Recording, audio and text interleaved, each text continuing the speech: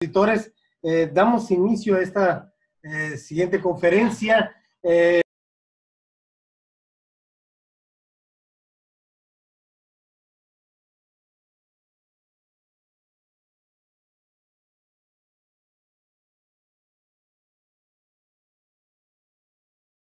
Nos acompaña también ya disponible el ingeniero Raúl Peterson. Adelante. Gracias, buenas tardes. Bienvenida a todos. También se encuentra les informo. Listo.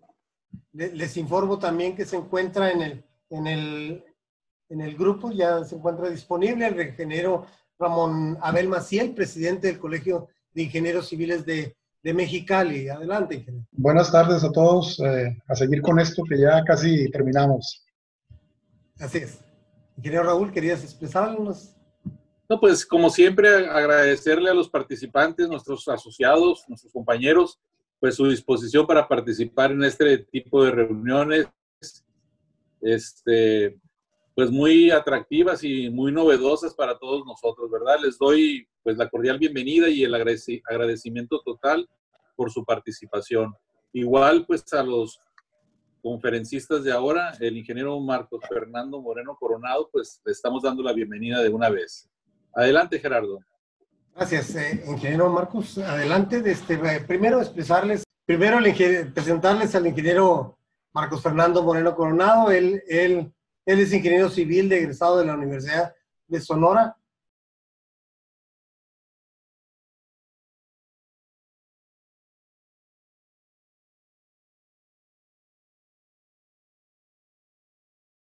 Ingeniero civil, egresado de la Universidad de Sonora, con más de 20 años de experiencia en la industria del cemento y del concreto. Laboró en Cemex, división de concretos en el área comercial, técnica y operativa en la zona del Golfo de California. Responsable del arranque de las operaciones de concreto sur de Sinaloa en el puerto de Mazatlán. Puro Mazatlán, como dirían aquí mis amigos, ¿no?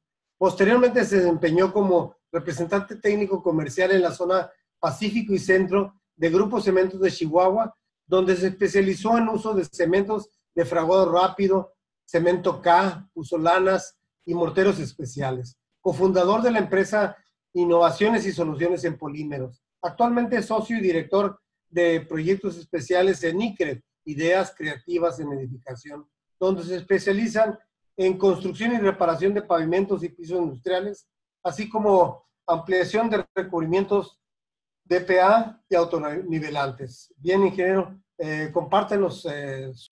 Bueno, el tema es la supervisión en la construcción de los pisos industriales.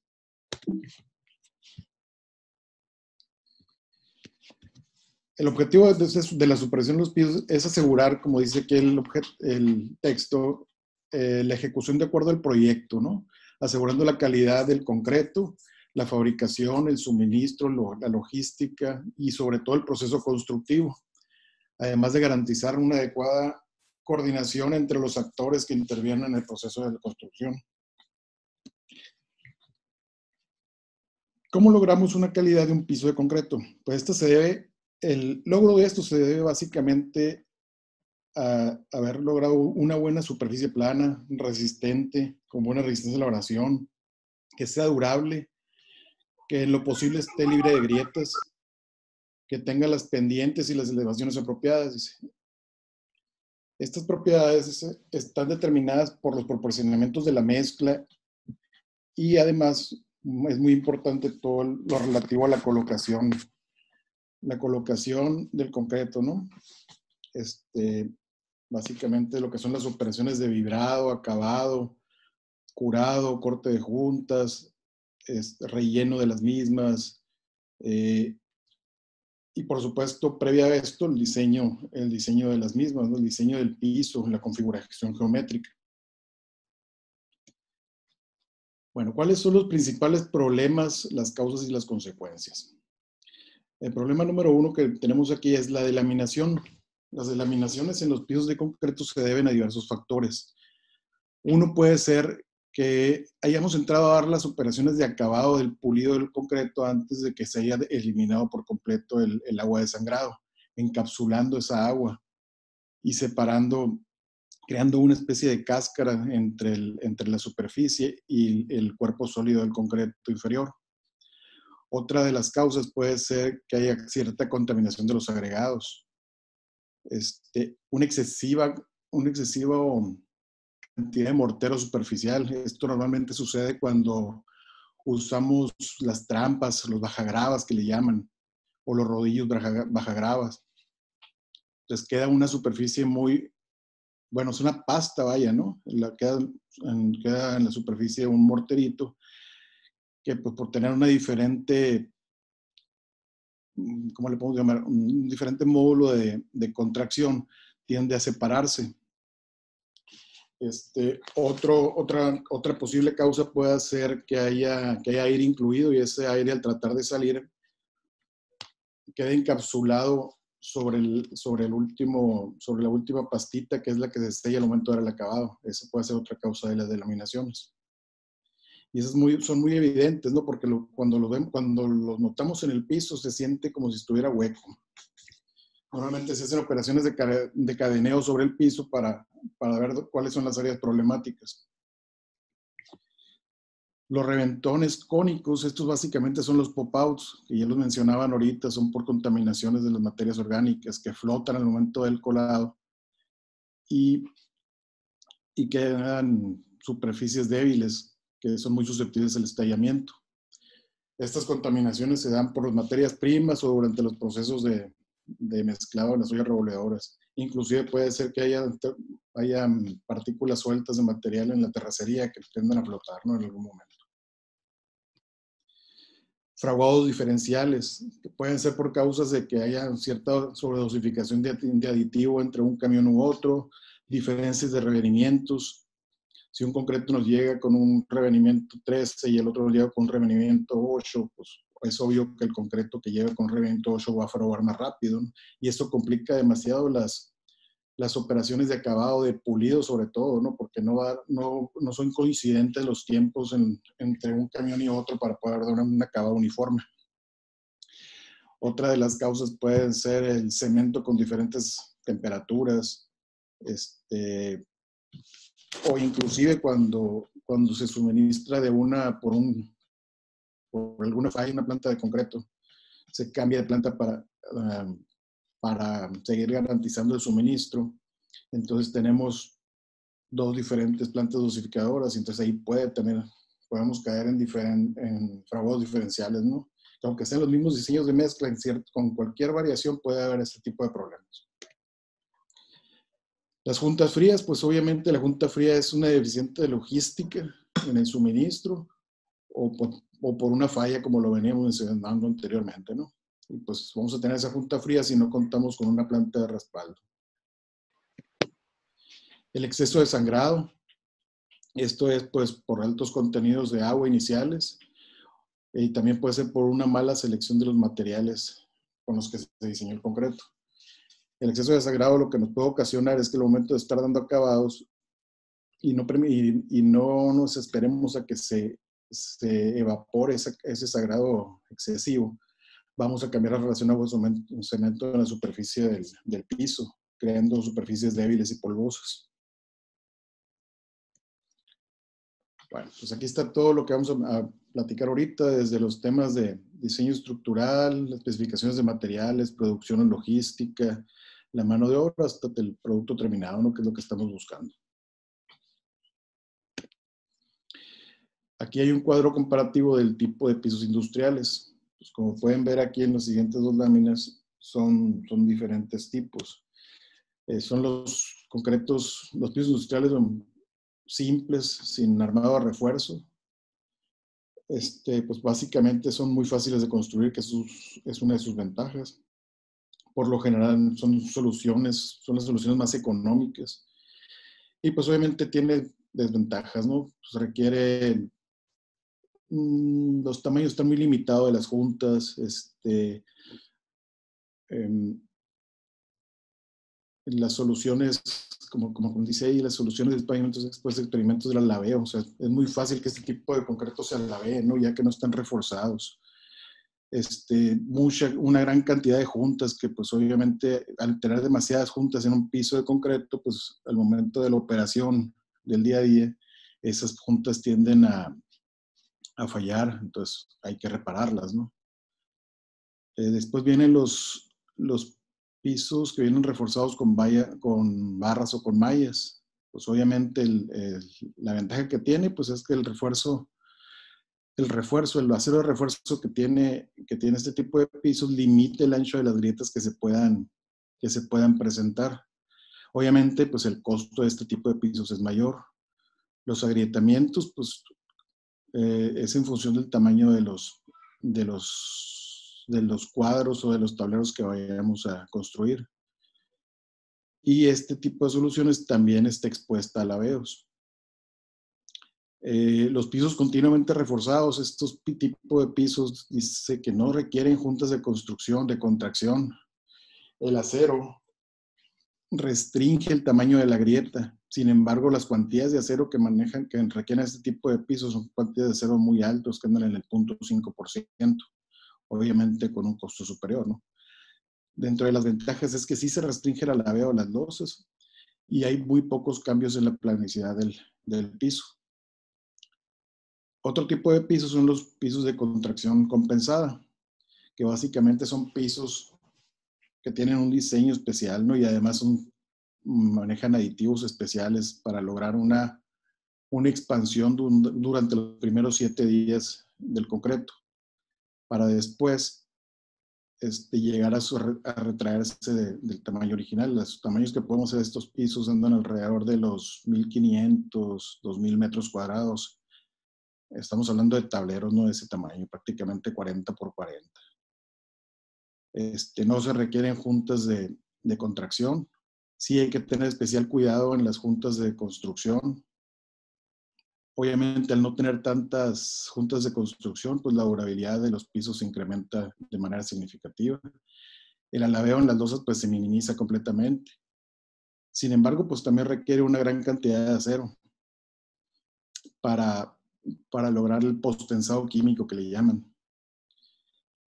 Y otra de las ventajas que tiene es que este tipo de pisos también tiene una mayor resistencia a la abrasión.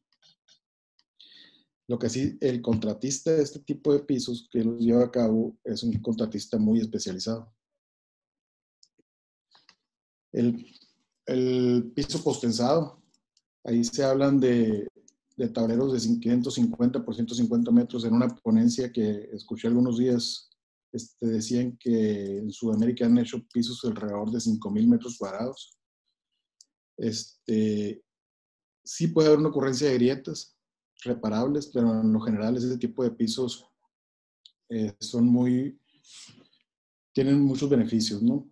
Tienen 2 tipos de pisos, 2 tipos de sistemas. Uno que rellena el cable del torón queda ahogado, lo ahogan en un mortero, y el otro donde queda libre.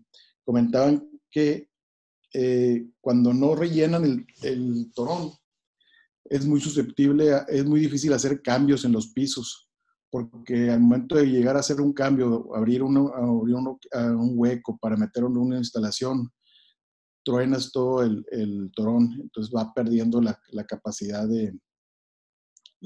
que tiene ese piso de no estar a estar postensado, vaya. El proceso constructivo sí es muy complejo. Se requiere una supervisión muy, muy a detalle. Por supuesto, no es económico. Cuando hablamos de no economía, aquí en las desventajas hablamos de inversión inicial, ¿no? Obviamente son inversiones iniciales mucho más altas, pero se van mitigando contra los costos de las reparaciones, como mencionaban en la ponencia anterior. Pues obviamente después vienen los hormigones reforzados con fibras de acero, que prácticamente pues, son muy comunes en el mercado, muy fáciles de colocar, muy fáciles de realizar, ya que no se requiere una mano de obra muy especializada. Básicamente consiste en proporcionar en la mezcla de concreto las fibras metálicas Obviamente la cantidad de acero que solicitan para ese tipo de pisos andan alrededor de los 25, 30 kilos de fibra por metro cúbico. Sí hay que hacer ajustes en los procesos constructivos. De los detalles que pueden existir es que las fibras pueden quedar expuestas en la superficie, o de lo contrario se pueden precipitar al fondo si el concreto no está bien dosificado, ya que obviamente el peso del acero pesa más el acero que el concreto, entonces tienden a irse hacia el inferior. Y una de las desventajas de este piso pues, es que no se recomienda cuando estén expuestos al agua por el tema de la corrosión. Y el último piso que estamos viendo ahí son hormigones reforzados, dice, con fibras sintéticas, ya sea las macrofibras o las mesofibras que se están poniendo de moda últimamente, ¿no? Son fibras de polipropileno que por su peso se adicionan en cantidades de alrededor desde los 6, con el caso de las macrofibras, desde los 6 kilos hasta los 10 kilos por metro cúbico concreto. Obviamente, como es un material más ligero, la cantidad de fibras por metro cúbico en esos 6 kilos es muchísimas, equiparándose casi a la cantidad de fibras del acero cuando lo adicionas en proporciones de 25 kilos. En el caso de las mesofibras andan en proporciones de 1,50 a 2,50 kilos, pero es una fibra que es un poco más, bueno, bastante más pequeña, plástica, y la cantidad de fibra por metro cúbico al adicionar esa cantidad es bastante. Es muy fácil de construir, estas fibras no se oxidan, sin embargo, pues este tipo de fibras pueden ver demeritado su funcionamiento cuando se ve sometido al calor, ¿no?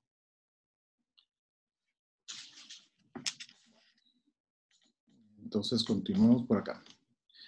Bueno, uno de los temas muy importantes en el caso de los pisos es el diseño estructural, que pues aquí sí no me considero un especialista. De hecho, hace mucho que no diseño un piso. Para eso, pues ahí habrá otros calculistas, ¿no? Pero sí es muy importante en el diseño del proyecto geométrico. Hay que tomar en cuenta mucho el tema de la modulación de las losas. Para ello, básicamente nos vamos a regir de primera instancia en todo lo que viene siendo columnas, bases, cimentaciones, 7 en punto, coladeras y demás instalaciones para empezar a hacer nuestro plano geométrico. Y de ahí ver desde origen, desde cuando estás haciendo el diseño geométrico, ver la planeación de los colados. Las juntas de construcción deben estar espaciadas entre 20 y 24 veces el espesor de la losa, con una separación máxima de 4,50. Aquí estamos hablando de concretos convencionales, concretos de baja contracción, ¿no? No podemos hablar ya de tecnologías más avanzadas como pudieran ser los concretos de baja contracción o los pisos de contracción compensada, o los postensados, donde obviamente las dimensiones de los tableros son muchísimo más grandes. Pero para los pisos tradicionales, que son los más comunes, estas son los parámetros que rigen, ¿no? La separación entre las juntas no se recomienda mayor a 24 veces el espesor, con un límite superior de 4,50 metros. Y esto es con el objetivo de reducir los problemas de agrietamientos aleatorios o alabeos de las esquinas. Otro punto importante es que la modulación o el tamaño de las losas tienen que ser lo más cuadradas posible, y deben de andar en un rango de 0,7 a 1,4 el largo entre el ancho. ¿Sí? Hay que especificar claramente dónde van a estar los aislamientos, hay que aislar los brocales, las coladeras, las columnas. Hay que hacer un análisis costo-beneficio del tipo de junta que vamos a especificar. Antes, pues ustedes recordarán, todavía pues, se siguen practicando inclusive en ocasiones los machimbres, pero sin embargo la tecnología para las juntas de construcción ha ido evolucionando, ¿no? Pasó a las pasajuntas, que vienen siendo con un capuchón y una barra de acero. Posteriormente fueron los Diamond Dowels. Últimamente se han estado viendo las juntas reforzadas, que estas juntas reforzadas pues nos minimizan mucho el tema de reparaciones, ¿no? Por el tráfico de los montacargas de rueda dura. que lastima mucho el perfil de la junta. Y obviamente pues hay tecnologías más avanzadas últimamente en el tema de las juntas de construcción, como el Alpha Ion, que es prácticamente una junta reforzada de acero longitudinal. Después la Signature, que es una tecnología europea que viene siendo acanalada y al mismo tiempo tiene pasajuntas. Ese tipo de juntas no es necesario hacer el sellado de dichas juntas. Y tiene una gran resistencia al paso de los montacargas, que es uno de los puntos muy importantes en este tema, ¿no? Otra de las más que tienen la última tecnología son la Permawipe. Si se fijan, ahí inclusive tiene un soporte superior de acero, la que viene marcando en este punto, que permite un rodamiento más suave del montacargas. Y que son esos lights. Todas estas juntas son europeas, ¿no? Es tecnología que apenas viene llegando a México y a Sudamérica. No son baratas, como lo veíamos ahorita. Toda esta tecnología no es barata como inversión inicial, sin embargo, a lo largo del tiempo, la operación del piso, pues obviamente el costo de mantenimiento si no es que se elimina, se minimiza bastante, ¿no? Bueno, de aquí nos vamos al diseño de mezclas. ¿Qué es lo que se recomienda para un piso industrial? Aquí ya no rige la F''C, ¿no? Como normalmente estamos acostumbrados, aunque ya en los últimos años la cultura en los concretos, de los pavimentos y los pisos industriales ya ha tendido mucho a hacer el cambio a los módulos de ruptura, que es la resistencia a la flexión en la fibra última del concreto. Entonces, nosotros ya estamos especificando concretos de 40 45 kilogramos sobre centímetro, que son las recomendaciones que últimamente se están tomando en cuenta. Hay que usar cantidades mínimas de cemento para cumplir con la resistencia a la descompresión o la resistencia a la flexión. Se recomienda para concretos con agregado de 1,5 a 280 kilos, para agregados de 1/4, concretos de agregados de 1/4 son 320 kilos por metro cúbico. Son contenidos mínimos recomendables, ¿no? Hay operaciones de concreto que son muy eficientes y recurren al uso de ciertos aditivos plastificantes o de línea que optimizan mucho sus mezclas y muy seguramente andan con consumos inferiores a esto, ¿no? Sin embargo, al tener consumos inferiores a lo recomendado, pues van en detrimento de la durabilidad de los pisos. No debemos, en el caso de un piso industrial, exceder las relaciones agua-cemento un 0.5%. Y es deseable que sean relaciones agua-cemento de 0.45 para concretos de baja contracción. Los concretos de baja contracción normalmente son los que andan alrededor de las 400 y 300 millonésimas de contracción, ¿no? Otro punto muy importante es que tenemos que usar la mayor cantidad de agregado grueso posible, ¿no? Siempre y cuando las operaciones de colocación y acabado lo permitan. Y preferentemente usar agregado 1,5. Aunque esto lo va a regir el espesor del piso, pero por lo general los pisos industriales son arriba de 15 centímetros. Entonces no tienen ningún problema para usar ese tipo de agregado.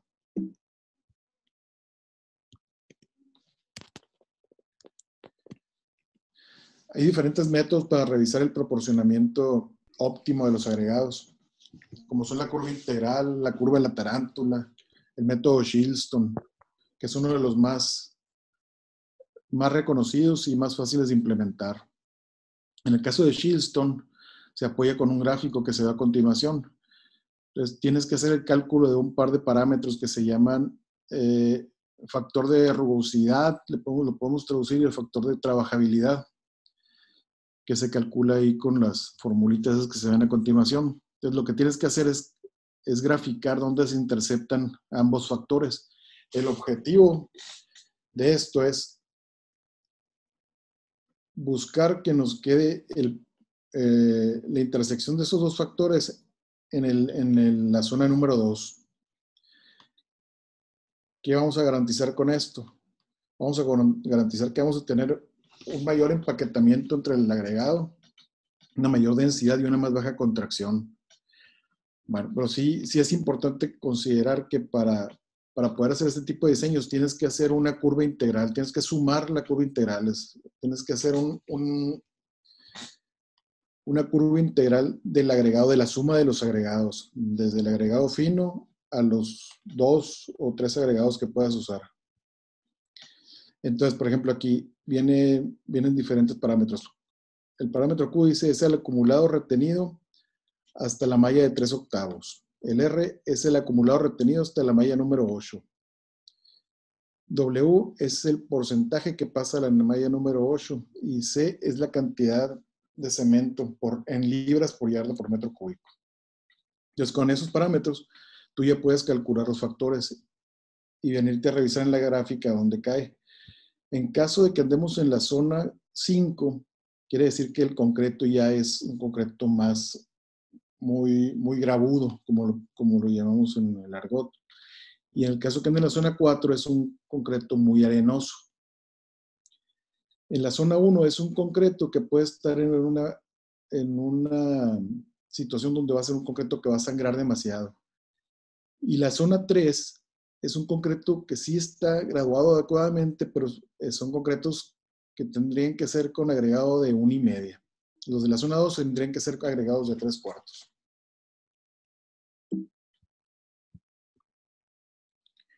Como les comentaba, el objetivo de este tipo de gráficas es maximizar el uso del agregado grueso. Sí. Necesitamos reducir la cantidad máxima de agua, perdón.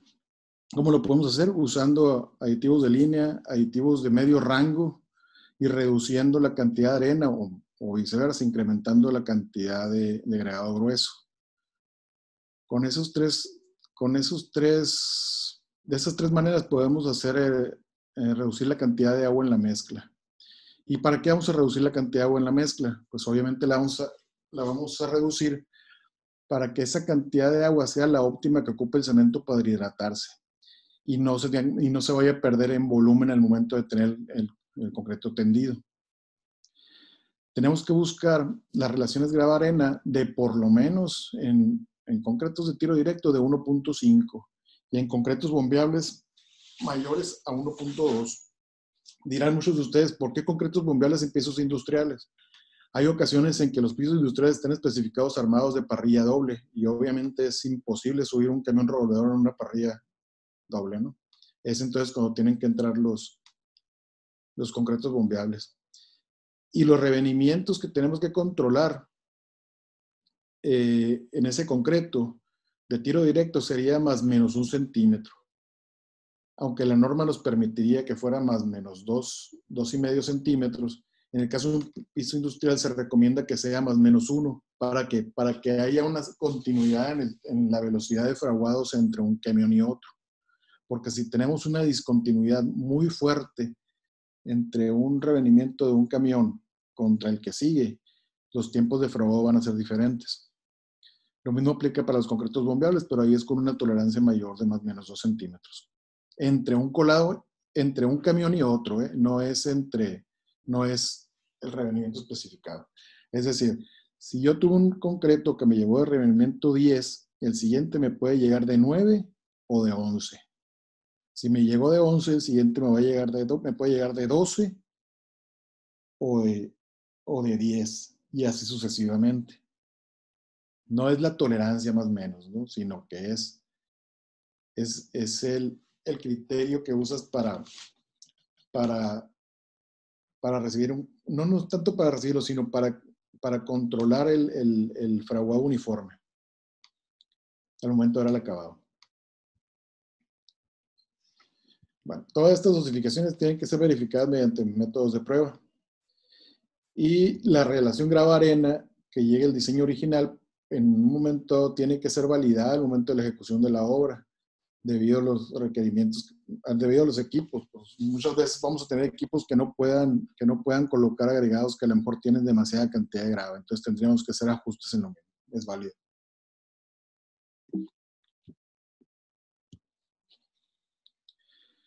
¿Cómo vamos a validar el diseño de la mezcla? Pues con el método de la masa volumétrica, calcular el peso, los rendimientos volumétricos que tienen que andar entre el 100 y el 101%, el revenimiento, que ya lo mencionábamos ahorita anteriormente, los tiempos de fraguado inicial, que van de 4 a 6 horas, el fraguado final de 8.5 horas. Hay que medir la contracción en barras. Este sería para un piso industrial que no traiga la restricción de que sea un concreto de baja contracción de 600 millonésimas. Ya que para que sea como de baja contracción les mencionaba que tendría que ser 400 o 300 millonésimas. La resistencia a la compresión o el módulo de ruptura. Otro punto importante es la pérdida de revenimiento de planta a la obra. Hay que calcular y evaluar esa pérdida de revenimiento para que puedas calcular el revenimiento que tiene que tener el camión a la salida de la planta y corroborarlo a la llegada, que no haya mucha variación. El contenido de aire, un punto muy importante, lo platicaban ahorita, un máximo del 2%. Este contenido de aire es para evitar sobre todo el tema de las delaminaciones en los pisos, porque ese aire se puede encapsular entre la masa inferior de concreto y la pasta superficial que se va a sellar al momento de los trabajos de allanado. Y el otro punto que también lo mencionaba es la resistencia al desgaste, ¿no? Entre la prueba de variación, que es la CTMS 944. Y aquí habla de una pérdida menor a 2 gramos. Aquí esto es más estricto, ¿no?, en el tema de los pisos industriales, por varias razones. Se recomienda validar este tipo de mezclas mediante una prueba industrial. Bueno, no nos vamos a dedicar aquí al tema de las especificaciones en las materias primas en este punto. Más bien es qué es lo que tenemos que revisar al momento previos al colado, ¿no? O desde que se está haciendo el diseño de la mezcla. Primero que nada hay que asegurar que los agregados sean todos del mismo origen. Agregados y cemento, ¿no? Que sean del mismo origen. No puedes andar, ya que vas a empezar a trabajar un piso en una determinada obra, no se vale que andes cambiando de un cemento al otro, que cambies de marca. Hay que tener una calidad uniforme, usar el mismo origen del cemento y de toda la materia prima. Estamos hablando de aditivos, de agregados, de cemento y adiciones que te vayan a dar características particulares del concreto que estás requiriendo. Y obviamente pues tienen que tener una calidad uniforme, ¿no? No únicamente el origen. También tienen que estar limpias y libres de partículas contaminantes. Los agregados pues tienen que cumplir con la norma mexicana, ¿no?, que es la C111. Hay que informar y asegurar con las áreas de logística de los agregados y el cemento el volumen y el periodo de suministro. Eso es muy importante, ¿no?, porque muchas veces estamos arrancando proyectos en las plantas de concreto donde traemos una tendencia o un programa diario establecido, pero al momento que empezamos una obra con un piso industrial, esos volúmenes se incrementan. Entonces, tiene que estar avisado tanto el productor de cemento como el productor de agregado que los consumos en las plantas de concreto se van a incrementar para poder cubrir esa demanda adicional que se va a presentar durante los colados de esos pisos. Otro punto muy importante también es la forma de las partículas de los agregados. Hay que buscar que sean lo más redondeadas posibles y también que sean, ¿cómo le llaman? Cuando es semitriturado, que le llaman cara de piedra, no recuerdo cómo le llaman el agregado, ¿no?, cuando es semitriturado. Precisamente el triturado te da un mayor agarro, mayor resistencia a la flexión de los concretos. Y tiene que tener un coeficiente volumétrico del agregado grueso, debe ser por lo menos igual o mayor a 0.2. La recepción y el almacenamiento de los materiales. Vamos a empezar con los agregados. Como lo comentamos ahorita, los agregados tienen que estar limpios y libres de cualquier contaminación. Nos ha tocado que de repente salen gatos muertos, perros, amén de otras cosas, ¿no?, en los concretos. Entonces tenemos que buscar que estos agregados, y normalmente viene todo eso de los agregados. Entonces tenemos que ver que estén esos agregados limpios. La madera es muy común sobre todo cuando son agregados de río. sea, hay que buscar la manera de garantizar que los concretos, sobre todo para el tema de los pisos industriales, estén libres de esas contaminaciones. Los agregados deben de ser homogenizados antes de ser utilizados, tratando de que no se vayan a segregar. Hay que dar una remezcladita con el trascabo, tratando de que queden lo más uniforme posibles.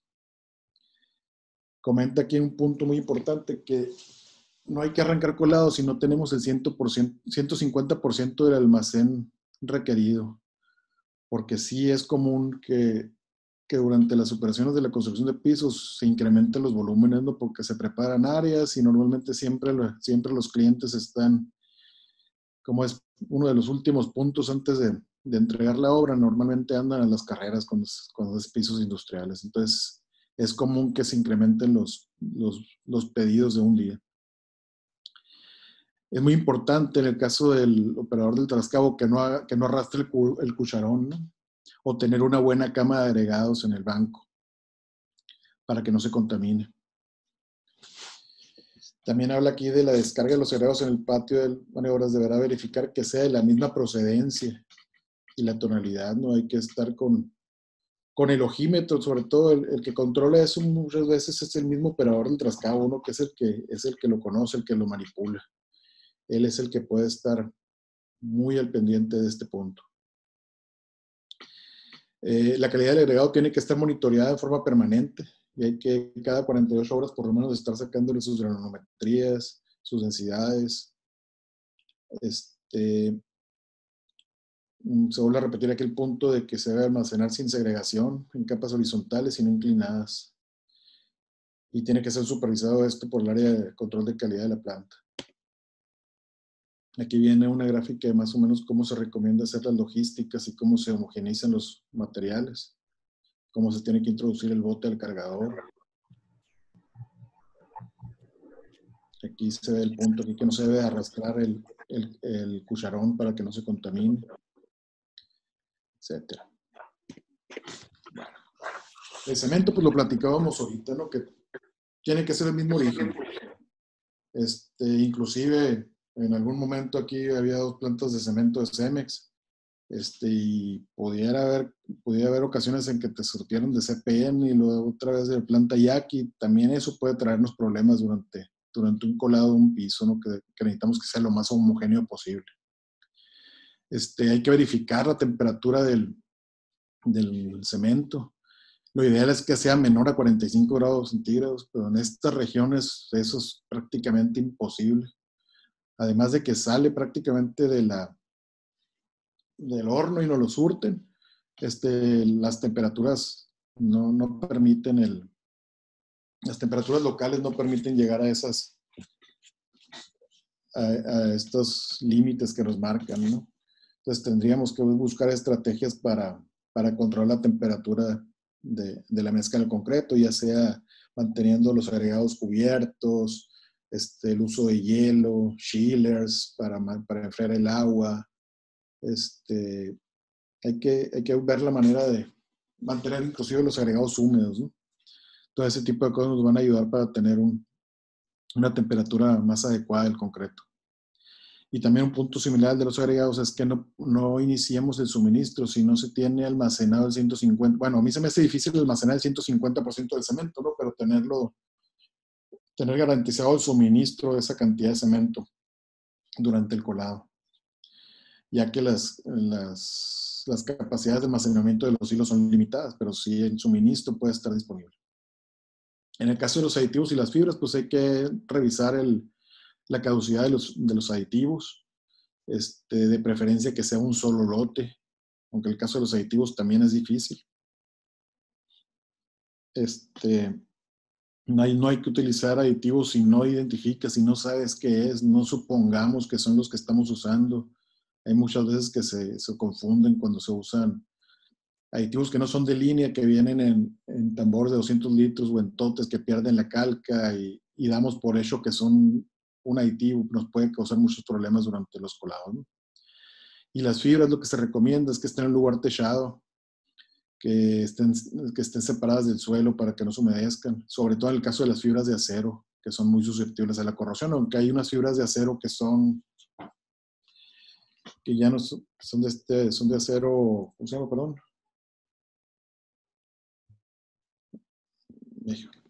Es acero galvanizado, que ya no son susceptibles a la corrosión, no son más caras, pero pues igual hay que tener los cuidados, ¿no? Para que las fibras metálicas no se nos vayan a corroer. Durante la producción, pues hay que considerar que el personal de las plantas sean los mismos, no tanto el jefe de planta, el dosificador, los operadores, el supervisor de planta, inclusive el agente de calidad, ¿no? Y por supuesto que estén bien capacitados para que puedan llevar adelante con la obra. Hay que contar con la supervisión de la obra. Que no ha visto. Y el encargado de los procesos constructivos, ¿no? Se debe de contar por lo menos con un laboratorista de control de calidad en la obra con prueba de experiencia. Y pues por lo menos tener la certificación tipo 1 del ACI para estar monitoreando los concretos. Antes que nada, dice hay que hacer una verificación de las básculas del cemento y de los agregados y el aforo de los aditivos. ¿Qué es esto? Pues en las plantas de concreto se cuentan con básculas para validar diariamente si existe alguna variación en la calibración de las mismas. Esto se hace en los barcos de los agregados y en las básculas de cementos. Perdón, en las básculas de agregados y en las básculas de cementos. En el caso de los aditivos, se hacen como menciona, y es un aforo, ¿no? Se mide la cantidad de aditivo que se supone se está dosificando con las bombitas de los mismos. Entonces, para verificar que realmente son las cantidades que están diseñadas. Y hay que checar que esté dentro de las tolerancias, ¿no? De que lo contrario, hay que hacer los ajustes necesarios. El jefe de planta debe verificar las básculas, como dicen, que estén completamente vacías, limpias, que no tengamos otros materiales. Muchas veces tenemos agregados ligeros, tenemos, pues en el caso de Sinaloa se usa mucho el HAL y en ocasiones se veía contaminaciones de HAL con los agregados y eso nos ocasionaba pop-ups en los pisos porque tienden a flotar y después se afloran en la superficie del piso. También se usa mucho cuando hacen concretos ligeros con perlita de poliestireno. Esa perlita de poliestireno contamina mucho los agregados, a las arenas, las gravas. Entonces hay que tratar de evitar en la medida de lo posible este tipo de materiales durante un proceso constructivo de un piso, ¿no?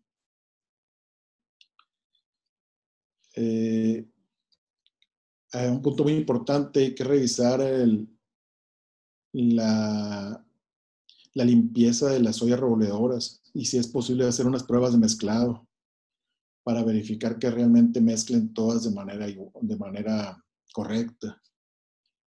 Hay que checar la velocidad a la que puedan mezclar las ollas. Hay ocasiones en las que están fallando las bombas Sustran y la capacidad de mezclado se disminuye en ciertas ollas. Hay que ver que tengan la fuerza suficiente para que puedan llegar a un mezclado óptimo del concreto. Normalmente los colados de los pisos son en la noche, entonces tenemos que proveer de lámparas para que puedan verificar los operadores el concreto dentro de la olla. No hay que permitir el uso de los CR si no cuentan con este tipo de lámparas. Otro punto muy importante es que el camión al momento de entrar a la carga entre girando en reversa para que expulse todo, sobre todo agua, que es lo que le queda después del lavado, ¿no? Y no nos vaya a demeritar la calidad del concreto que se va a cargar. Entonces, muy importante ese punto, validar que el camión entre girando en reversa, ¿no? De modo de descarga.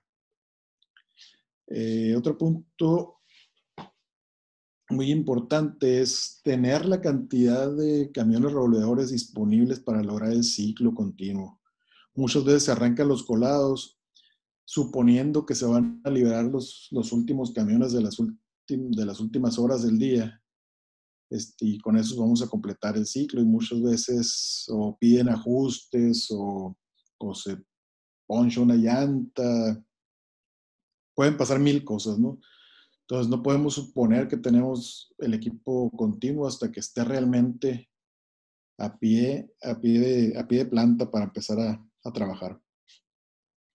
Las humedades en los agregados hay que revisarse con máximo 1 hora antes para no tener que hacer los ajustes manualmente de las humedades en el momento de dosificar los concretos.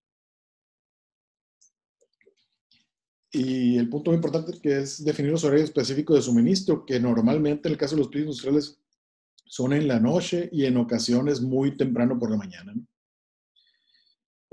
Obviamente, pues, los beneficios que nos traen esos horarios son las menores temperaturas en el ambiente que nos ayuda a tener concretos con temperaturas más adecuadas para su manipulación. Tratar de, en la medida de lo posible, suministrar con una sola planta de concreto. Sin embargo, es importante tener una planta de backup si el proyecto es demasiado grande.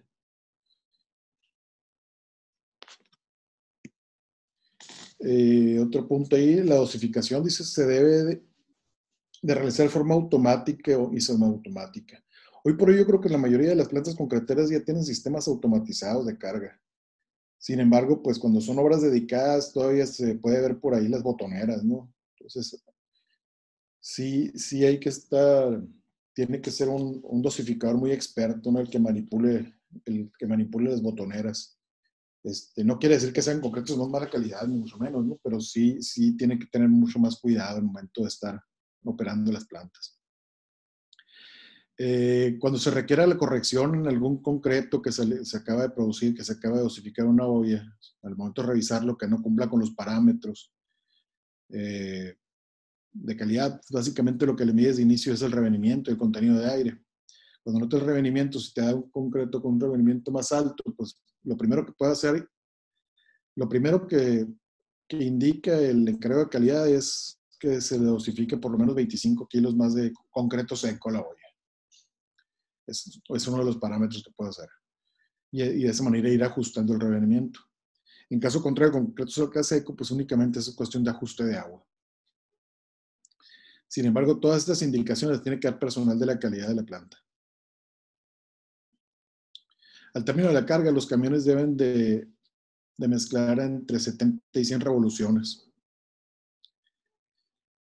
en el trayecto y moderar la velocidad de mezclado de 12 a 12 revoluciones por minuto antes de realizar el muestreo, ¿no? El laboratorista también va a liberar las unidades cuando traiga la variación de más o menos 1 centímetro, como lo platicamos anteriormente.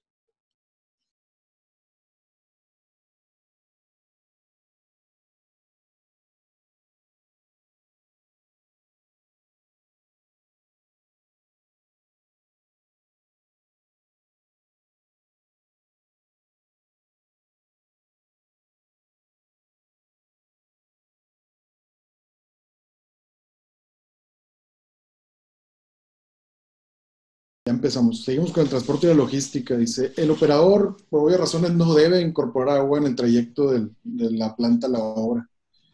Eso sí, lo tenemos que tener muy bien, lo tiene que tener muy bien concientizado el operador para que no aplique esa práctica que es muy común durante los... Sí.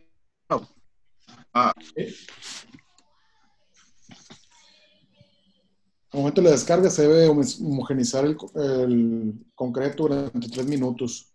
Muchas veces, por especificación del mismo cliente, se suministran en el caso de las fibras, sobre todo las metálicas, se dosifican en obra.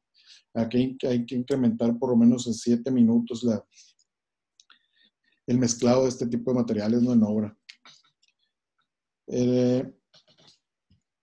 Hay que vigilar que el concreto se traslade con unas bajas revoluciones. ¿Por qué? Porque obviamente si el concreto al momento del traslado se va a altas revoluciones, ese concreto tiende a perder revenimiento y llega a la obra muy probablemente fuera de especificación, con una temperatura un poco más elevada que pueda fraguar un poco más rápido, ¿no? Hay que asegurarnos de que los operadores conozcan perfectamente la ubicación de la obra para que no anden buscando o preguntando cómo llegar, ¿no? Ya todo el mundo tiene que estar coordinado, tiene que estar listos. En el caso de plantas industriales, hay que hacer la labor con la gente de seguridad para que no nos vayan a parar los camiones antes de la entrada a las plantas. Son puntos muy importantes, ¿no? En el caso de la planta, tiene que respetar mucho, la planta de construcción, la planta de concreto tiene que respetar mucho los intervalos entre una carga y otra para que pueda optimizarse la colocación y el proceso constructivo. Obviamente, si se va a usar equipo de bombeo que esté en perfectas condiciones, que esté limpia tanto su interior como la tolva como la tubería. Esa limpieza tiene que ser de manera diaria. Cuando uses la bomba, hay que tratar, bueno, no hay que usarlo los primeros, serán 50, 100 litros de concreto, hay que eliminarlos de la obra, retirarlos, porque así tienden a segregarse los primeros materiales, más sobre todo si usas algún material para el bachado del sistema, pues hay que retirarlo de la obra. Y en ningún motivo está permitido lavar el canalón en la bomba, ¿no? Muchas veces los operadores, por ahorrarse el tiempo de ir a lavar a algún lado, lavan el canalón y cae el material sobre el concreto que está depositado en la tolva. Esto debe quedar estrictamente prohibido. En cuanto a las pruebas de control de calidad, se debe realizar pruebas a cada 40 metros cúbicos o por lo menos una prueba al día. Hay que medir la base volumétrica a cada 40 metros cúbicos, los rendimientos en la misma frecuencia, los revenimientos, esos a todas y cada una de las unidades. Muestreo de los especímenes a cada 40 metros cúbicos, contenido de aire de la misma manera. Y en el caso, cuando vayamos a medir la contracción del concreto, hay que hacerlo en una frecuencia de cada 1000 metros cúbicos. Hay que generar un expediente para el proyecto. Esto es muy importante. Tenemos que tener por escrito todo lo que viene siendo especificaciones.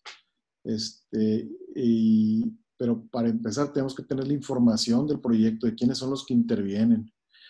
Información general del proyecto, cuál es el programa de obra, el suministro, las secuencias de colados, las minutas semanales, los contactos de obra, residentes, superintendentes, supervisión, los responsables de las plantas de concreto.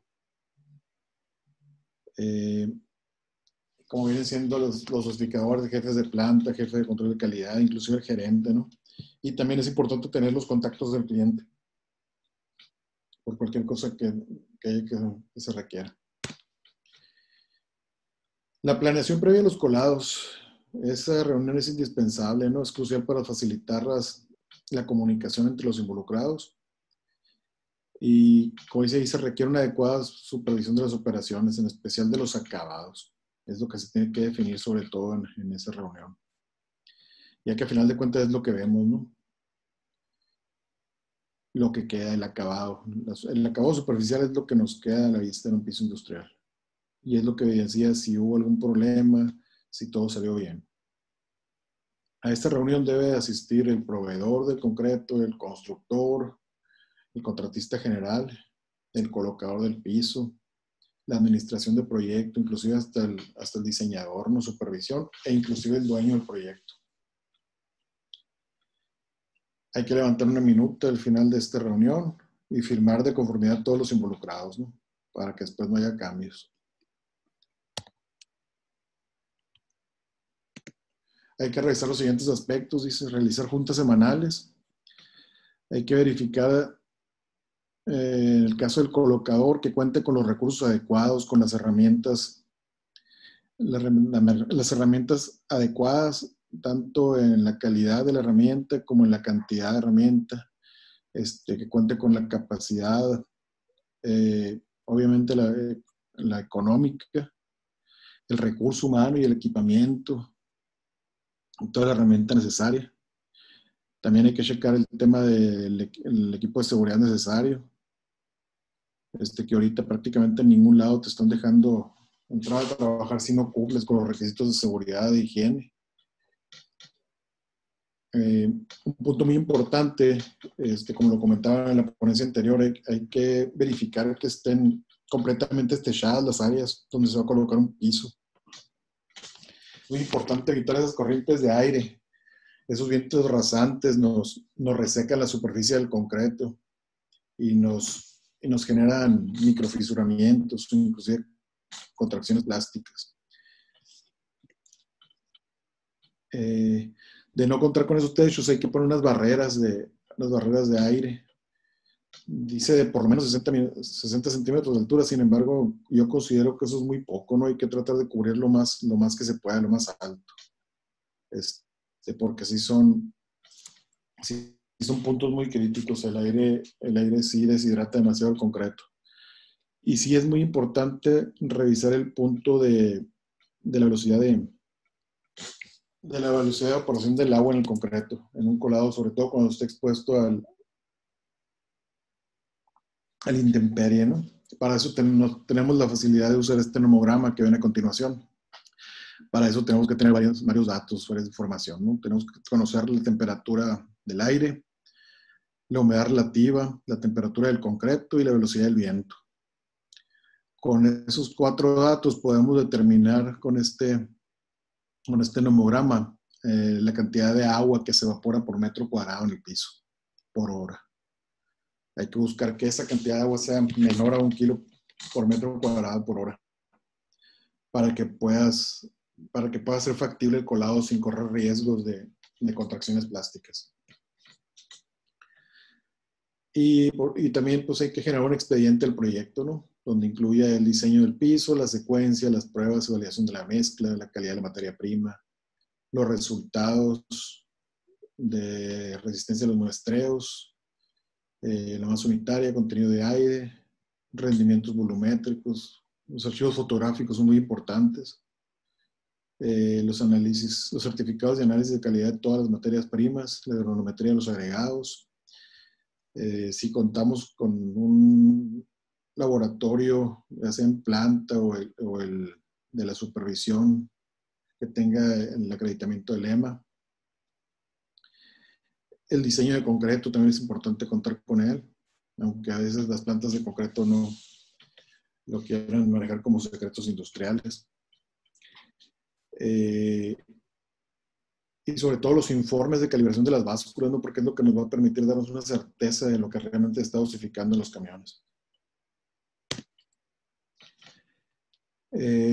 Los preliminares antes del colado, pues hay que revisar que estén cumpliendo las especificaciones del módulo de reacción de la subrasante, ¿no? Con la que se diseñó el piso. Con la que se diseñó el piso en la terracería. Hay que revisar que no hay elementos rígidos en la terracería.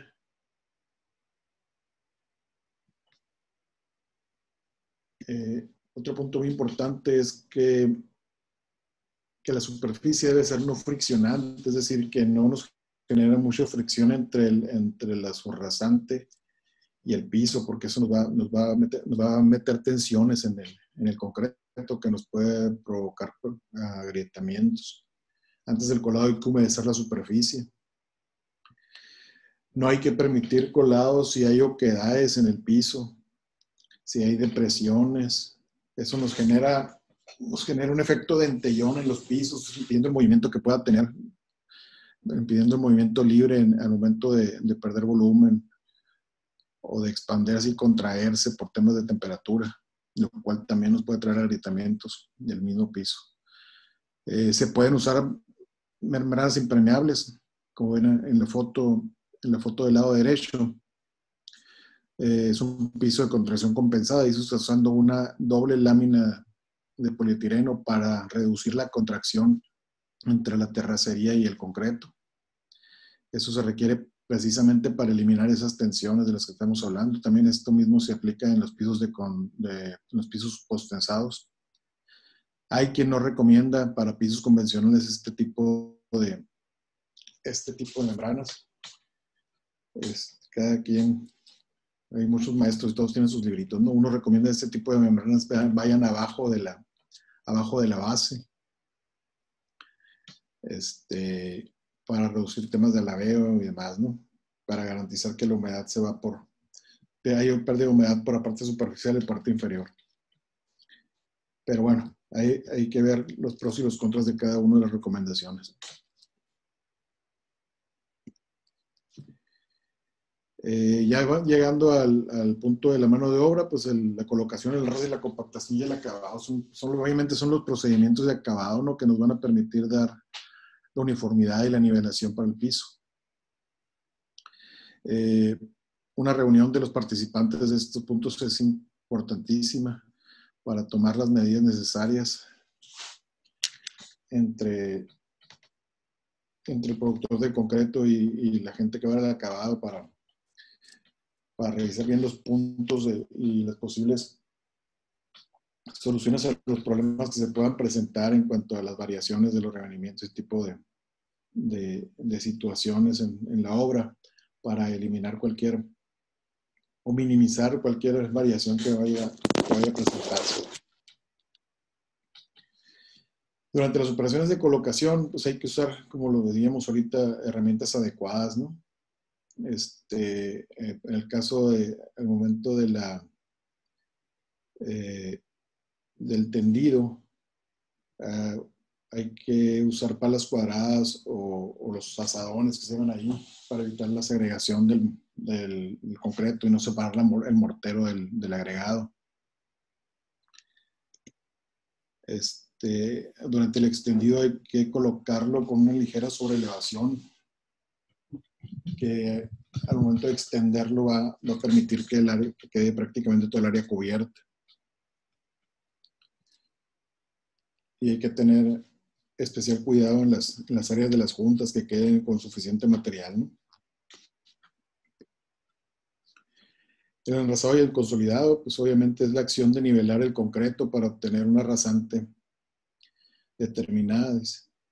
Hay que eliminar todo abultamiento o todo valle que se pueda presentar en el concreto después de pasar la regla vibratoria con la enrasadora. Tan rápido como la compactación lo permite, ¿no? Hay que tener en cuenta que es muy importante que en la junta longitudinal de los colados muchas veces no alcanza a vibrarse el concreto de manera adecuada. Entonces hay que hacer uso de los vibradores de inmersión. Como lo platicaban ahorita, hay que meterlos de manera vertical a cada 5 centímetros. Y hay que tardar 5 segundos nomás, ¿no? Que no se segregue. No hay que tratar de desparramar no hay que desparramar el concreto con el vibrador, porque eso es una práctica muy común y que lo que hace realmente es separar el agregado, aventando la pasta para arriba y el agregado para la parte inferior. Dependiendo del diámetro de la losa, pues es diferente la frecuencia recomendada de las vibraciones del equipo.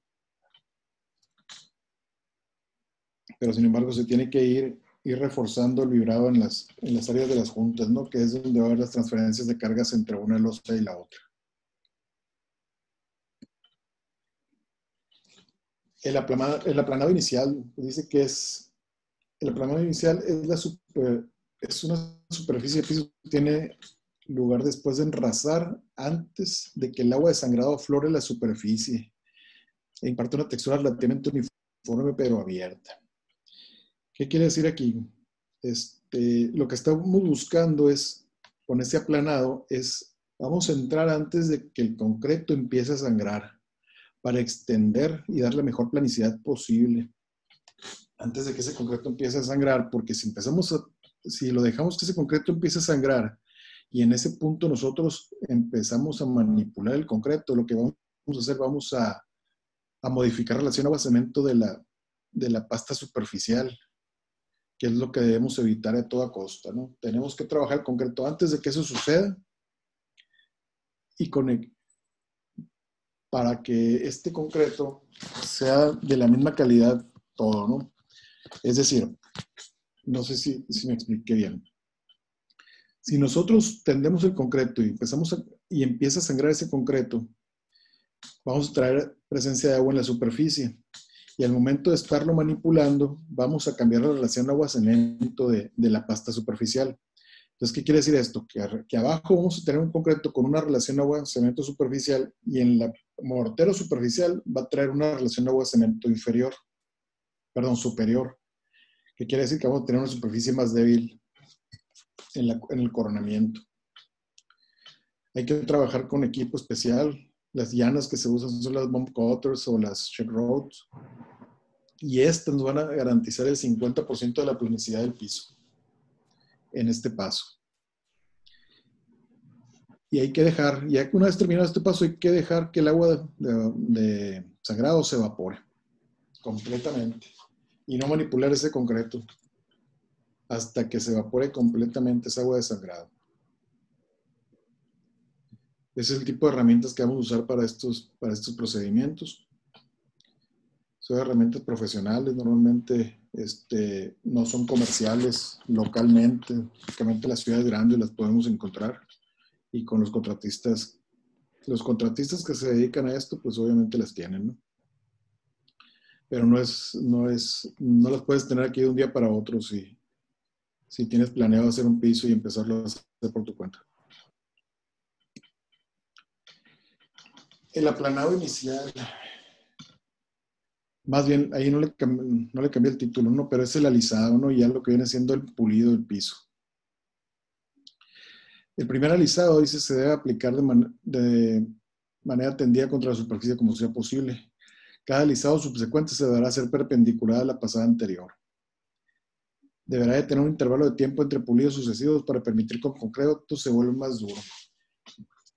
Es decir, cuando la superficie del concreto se empieza a endurecer, nosotros le vamos cambiando no el sentido, sino la inclinación de las hojas para que se vaya puliendo con superficies más pequeñas.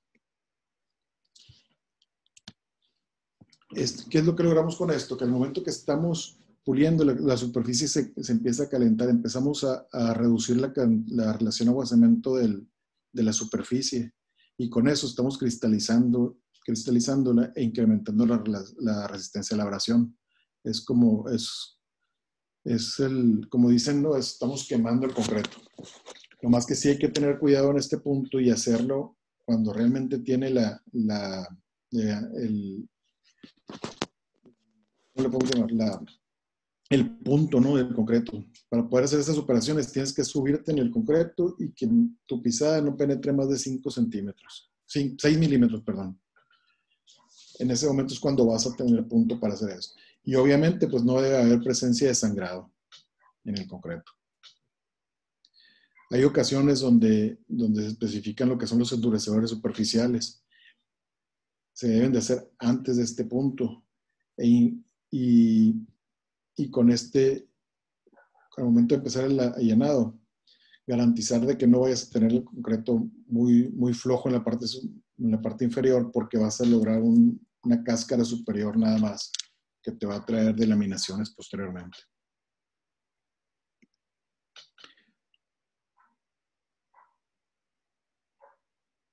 No hay que adicionar agua para las operaciones de acabado. Lo que comentábamos ahorita, la huella debe de penetrar únicamente 6 milímetros. En ese punto es cuando podemos entrar al acabado. No hay que adicionar agua para poder dar estas operaciones. Y tampoco podemos espolvorear cemento, ¿no? Como era la vieja usanza. El alisado, como les decía ahorita, disminuye la relación agua-cemento en la superficie, aumentando la compactación de los finos. Esta acción friccionante acelera con rapidez la evaporación del agua y da por resultado un aumento de la densidad superficial, lo que comentábamos ahorita, que incrementaba la resistencia al desgaste. Sin embargo, pues obviamente todo esto tiene un tiempo, ¿no? Y no nos vamos a dar cuenta, desafortunadamente, si entramos o no al momento adecuado. Podemos hacer todo el acabado y aparentemente queda de manera perfecta. Sin embargo, si entramos en el momento que no es indicado, podemos encapsular ya sea agua, aire, o la misma pasta del mortero se puede quedar encapsulada en la parte superficial y causar desprendimientos del piso. Este es un punto muy importante que hay que cuidar. El momento adecuado para entrar a trabajar el pulido. Bueno, una vez que ya está pulido el concreto, como lo comentaban hace rato, uno de los factores claves que nos va a incrementar la durabilidad y la resistencia del piso es el curado. ¿Y cuál es el curado más eficiente? Pues como todo el mundo lo sabe, el curado más eficiente es el curado húmedo. Este debe ser durante 7 días. Y como lo comentaban hace rato, pues hay que evitar los ciclos, ¿no?, de secado y de humedecimiento en el concreto. Hay que mantenerlo totalmente saturado esos 7 días. Donde no sea posible curarlo con agua, se debe aplicar una membrana de curado uniforme.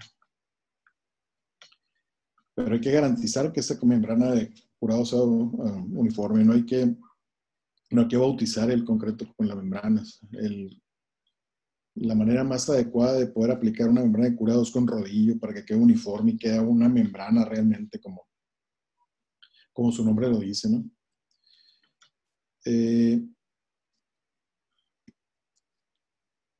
Aquí está, ¿no? Aquí lo están aplicando por aspersión y sin embargo ahí se ve que no está homogénea el curado.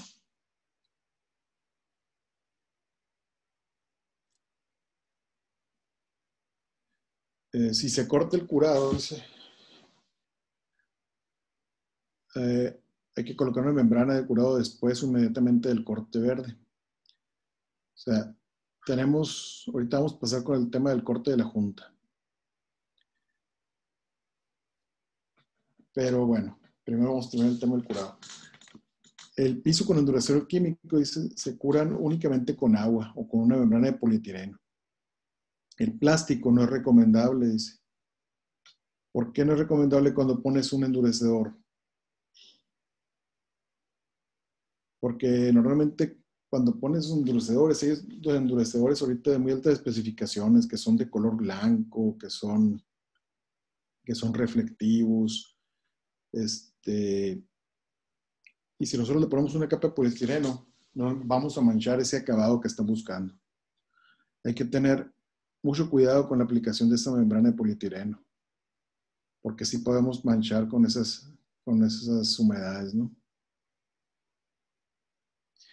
Otro punto muy importante, hay unos endurecedores químicos que son los famosos fórmulas Ash y densificadores de litio, hídricas coloidales.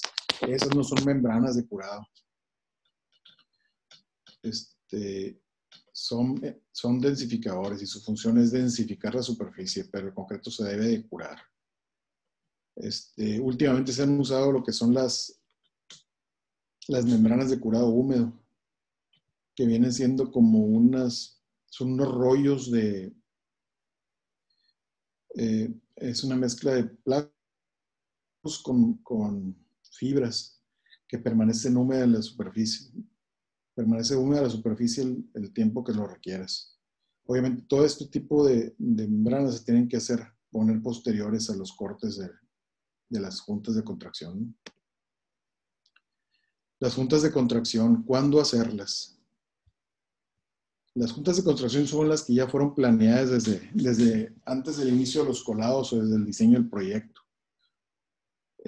Las vamos a hacer, son las juntas normales, son las del aserrado que van a ser de entre 4 y 12 horas. Esas van a 1/3 del espesor de la losa. Las que les llamamos aserrado suave o soft coat, que es el corte en verde, esas las hacemos entre 1 y 4 horas después de los acabados. Y van a 1/10 parte del espesor de la losa sin exceder 32 milímetros.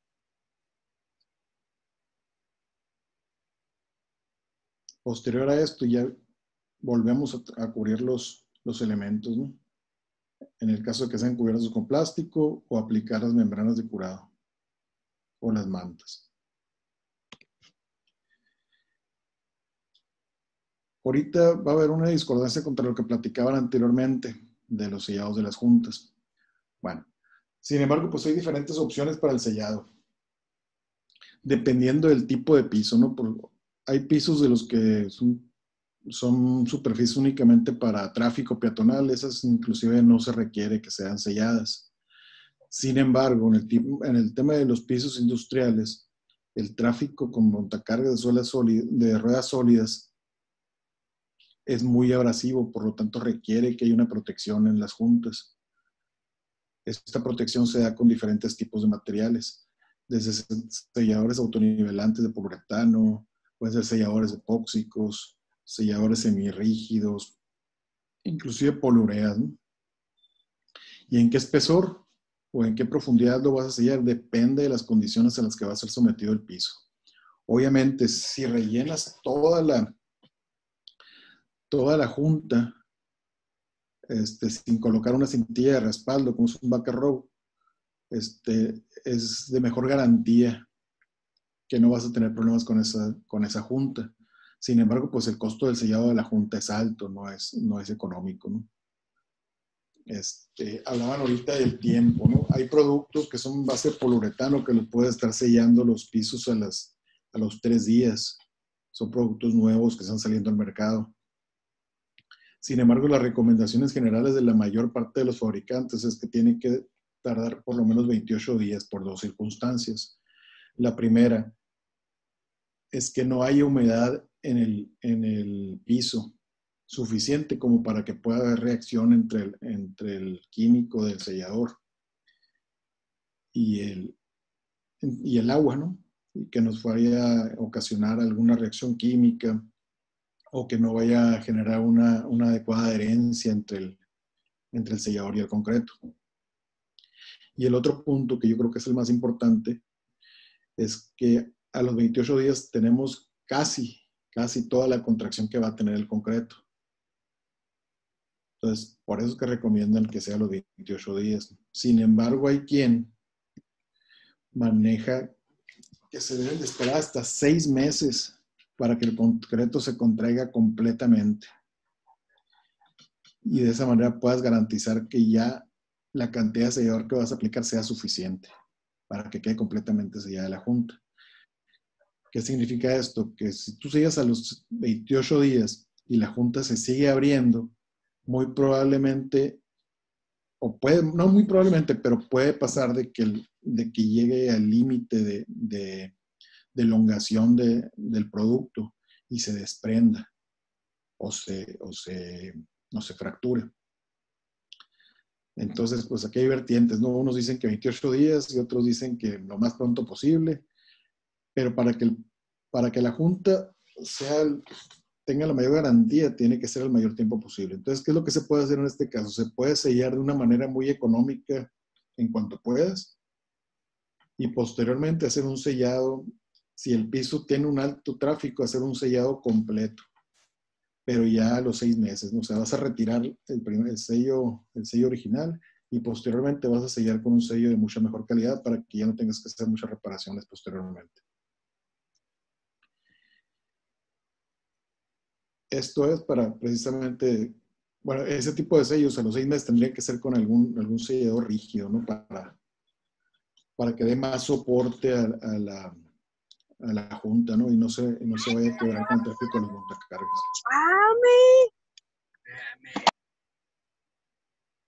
Pues bueno, con eso terminamos. No sé si tengan alguna pregunta.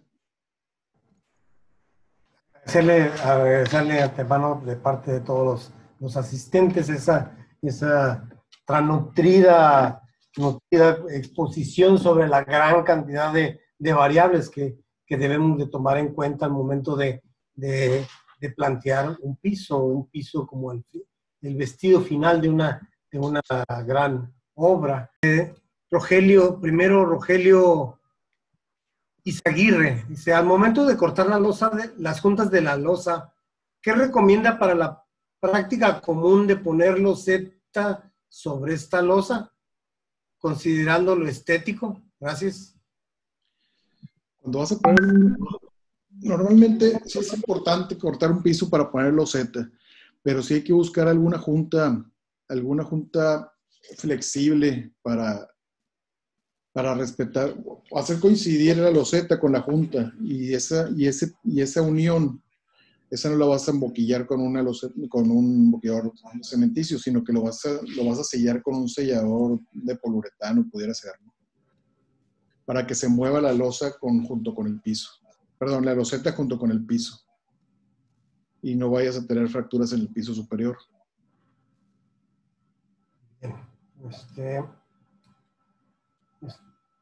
Estoy buscando el chat, se me perdió el chat.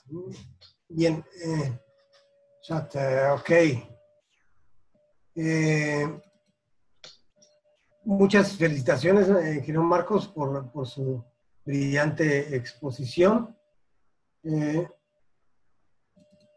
Luz Marina Santos dice, ¿qué se recomienda hacer cuando hay un exceso de sangrado en el concreto? Esperarse que el agua se evapore completamente para poder continuar con las operaciones de acabado. Ok, sigue habiendo muchas expresiones de felicitaciones. Oscar Enrique, me estoy brincando ahorita por el tiempo. Oscar Enrique León Velázquez, en cuartos fríos con temperaturas negativas, ¿cuál debe de ser el espaciamiento entre juntas? Depende del sistema que uses. El espaciamiento entre juntas es general. Si vas a usar un piso convencional, aplica en las mismas dimensiones. Lo que tienes que cuidar es los ciclos de congelamiento y deshielo. Normalmente cuando entra una cámara fría, se mantienen ahí y ya no vuelven a apagarse hasta que le van a dar un mantenimiento general. Entonces no hay variaciones realmente entre un piso convencional que va a estar expuesto a las temperaturas comunes contra uno que va a estar expuesto a temperaturas negativas o bajo cero. Bien. Rodolfo Maldonado pregunta, ¿el tipo de juntas metálicas europeas que comentaste tienen algún soporte normativo disponible? Y si conoces de proveedores en México o Estados Unidos, gracias de antemano.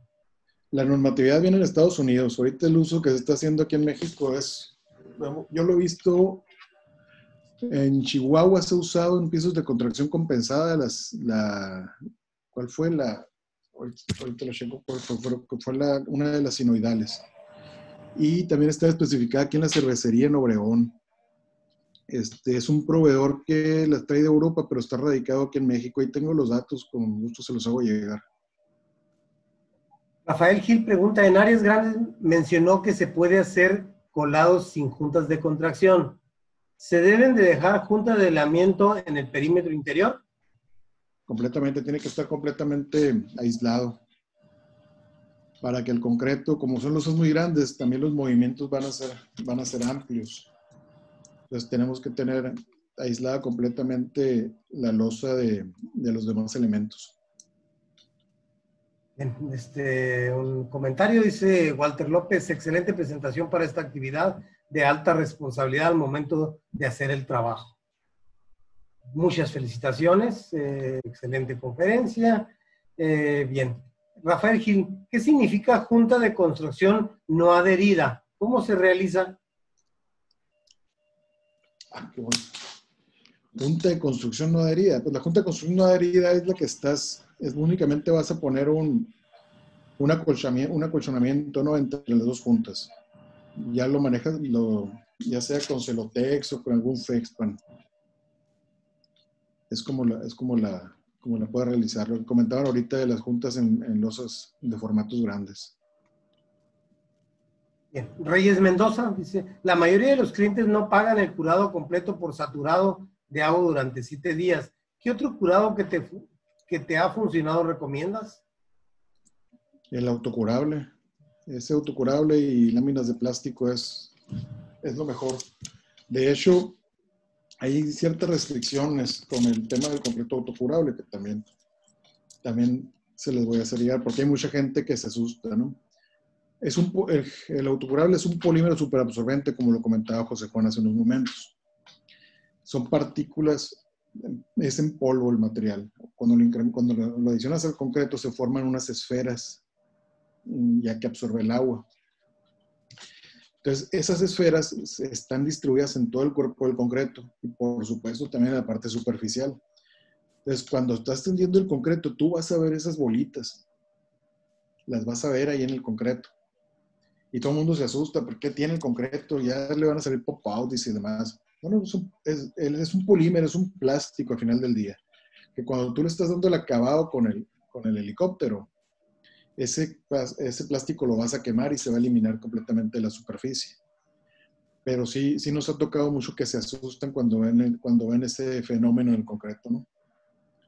Pero ese concreto va a traer humedad ese polímero que queda en la parte interior del concreto va a ir liberando el agua paulatinamente conforme vayan habiendo los cambios de pH y las fases cementantes en el concreto, conforme lo vaya requiriendo.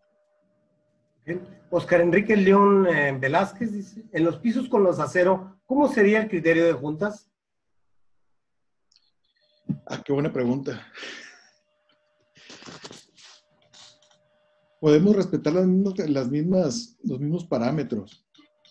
Sin embargo, en los pisos de los aceros hay que hacer ciertos, a ver, no tengo por aquí. Hay que cuidar más bien las uniones en los nodos para evitar los agrietamientos. Hay que poner en perpendicular a las columnas ciertas barras de acero, y tratar de cortar en los ejes, ¿no? Para guiar esas grietas lo más que se pueda. Bien, el ingeniero Tlaloc Altamirano, él es el encargado de capacitación del Colegio de Ingenieros de Mazatlán. Dice, muy interesante el contenido de este ciclo de conferencias. El Colegio de Ingenieros de Mazatlán, en su nombre, les agradece este evento. Ok, excelentes conferencias, muchas gracias. Leonardo Soto Verduzco dice, ¿qué recomendación podría dar para cortes en una losa de cimentación, la cual recibirá loseta?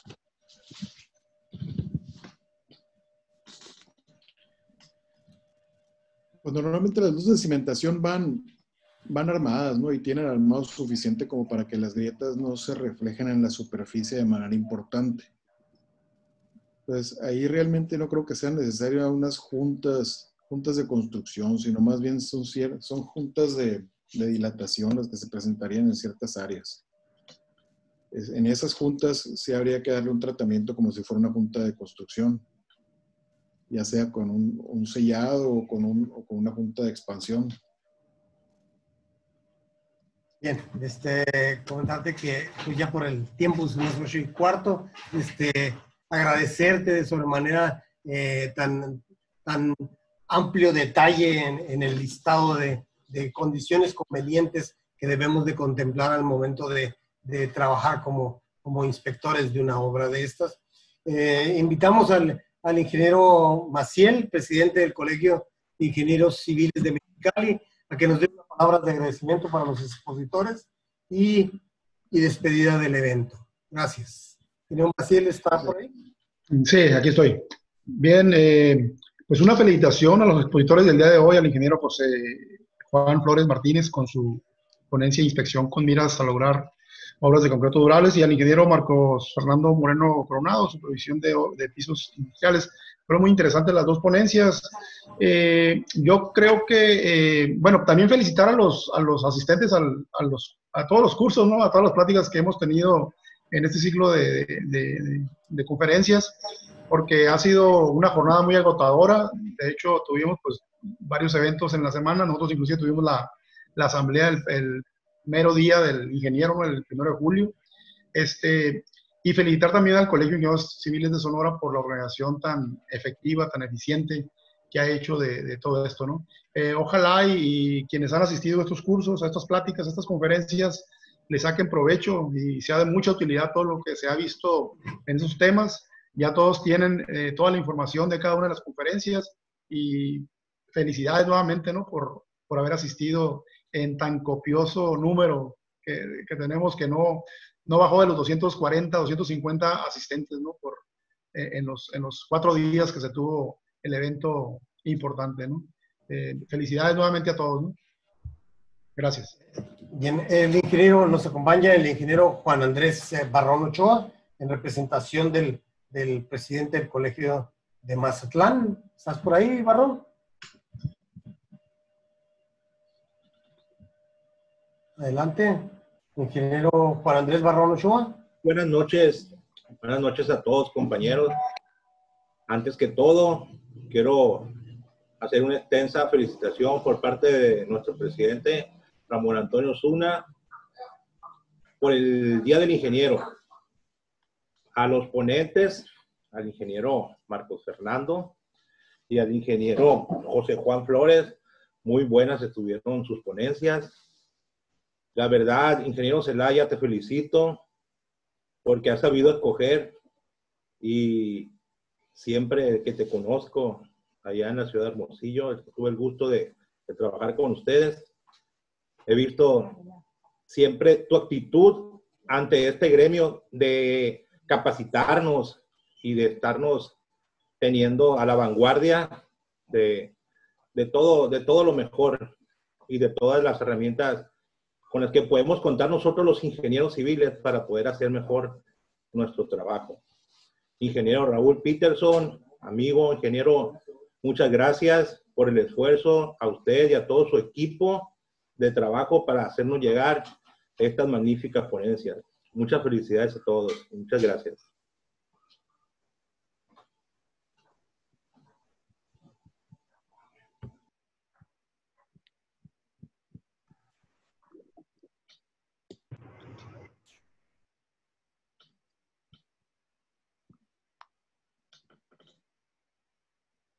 Muchas gracias, ingeniero. Qué gusto saludarte. Muchas gracias por tus comentarios. Marco Fernando, pues nada más agradecerte. Me da mucho gusto, una conferencia muy, muy interesante. Ya viste toda la cantidad de preguntas que hubo. Un tema apasionante para todos los constructores, para todos los ingenieros civiles. Marco, me da mucho gusto. Te felicito por tu exposición. Y sobre todo te agradezco mucho el compartir todos tus conocimientos. Yo por mi parte no me queda más que agradecer a todos los participantes, a todos los compañeros asociados. Muchas gracias por su participación y pues le cedo la palabra a Marco para que se despida y después al ingeniero Zelaya para que haga la clausura. Adelante, Marco. Gracias, pues nada más agradecerles de nueva cuenta que nos hayan dado el espacio para acompañarlos, tanto José Juan y yo en las dos exposiciones, y pues aquí estamos para cualquier otra ponencia a la que nos inviten, ¿no? Bien, agradecerle de sobremanera a mi estimado ingeniero Marcos, José Juan, por tan brillante exposición en la cual pues, se ha visto la gran decisión de las personas a participar, a preguntar por temas tan álgidos en dudas, ¿no? Comentarte que pues, en estos días le vamos a hacer llegar un humilde presente de reconocimiento por todos estos colegios de ingenieros que nos hemos acercado, nos hemos unido para poder trabajar en pro de la capacitación de nuestros agremiados. No nos queda más que agradecer a todos y pues vamos a continuar, seguimos. Sí, a ver, hay que ver qué colegio de ingenieros civiles continúa esta presentación. Hay ponencias, es cuestión de que empecemos a trabajar todos los agremiados hablando con nuestros presidentes sobre qué deseamos, cómo deseamos darle curso a esta amplia colaboración que se realizó. Comentábamos si somos cerca de 15 colegios de ingenieros y cada colegio nos pusiera un expositor o nos pusiera un tema de su mejor conveniencia o de moda en la región. Les comento que cada dos meses necesitaría cada colegio y podemos tener 2 ponencias toda la semana, ¿no? Entonces es cuestión de que empecemos a levantar la mano con nuestros presidentes de los colegios de ingenieros civiles locales en exponer los temas que deseamos. Más que nada, pues agradecerle a todos los presidentes de colegio de ingenieros que nos ayudaron. Adelante, si deseas echar unas pláticas, creo. Ramón, veo que prendiste el micrófono. Nada más comentarles rápidamente, la FEMSIC está organizando una serie de pláticas todo el mes de julio. La próxima semana va a haber, se van a tocar el tema de estructuras, que va a ser el martes 7 y el jueves 9. La segunda semana va a ser un tema de hidráulica, que va a ser el martes 14 y el jueves 16. La tercera semana va a ser el tema de vías terrestres, martes 21 y jueves 23. Y la cuarta semana va a ser director responsable de obra, 28 y jueves 30. Entonces, igual les van a estar llegando las invitaciones a los federados, a los colegiados, por parte de la FEMSIC para esos temas. Ya tenemos algunos también expositores, exponentes que van a estar ahí en las conferencias, tocando algunos temas. Entonces, igual están cordialmente invitados a que todo este mes de julio se tengan este tipo de pláticas, ¿no? Y después continuar o en el Inter, si hay espacio para más pláticas, más temas, adelante, vamos a entrarle con todo. Más preámbulo, pues damos despedida a este magno evento. Espero continuar con más exposiciones. Gracias. Muchas gracias. Hasta luego. Buenas noches. Gracias. Muchas gracias a todos. Felicidades. Adiós. Buenas noches, gracias. Gracias. Muchas gracias, Guayman, chavalos, que estén bien. Saludos. Buenas noches de Ciudad Obregón. De Ciudad Obregón. Muchas gracias por todo el apoyo. Buenas noches. Gracias. Jorge Sánchez con el envío para donde está la media vuelta. Paolo Ríos va atrás en el apoyo. ¿Dónde están los mochis? Aquí, Culiacán. Viene con este cambio de juego. Sí, amigo, lo malo que ahorita amigo Juan Carlos Mesa. Verdad. También diciendo la verdad. No, Mexicali. Cambio de juego, atención, América con Leo Suárez. Aquí está León, bajó como mago, pero después el impacto se va muy desviado, se jugaron acá muy bien los del costado derecho, pero no pudo definir a Jorge Sánchez. Espero verlos pronto. Buenas noches.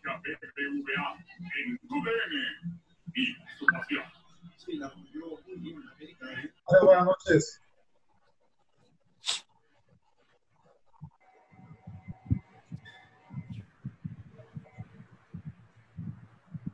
Felicidades, Gerardo. Fue muy buenos cursos, muy buenos temas, muy buena convocatoria, hombre. Un abrazo, felicidades. Gran jornada. Vale. Gracias.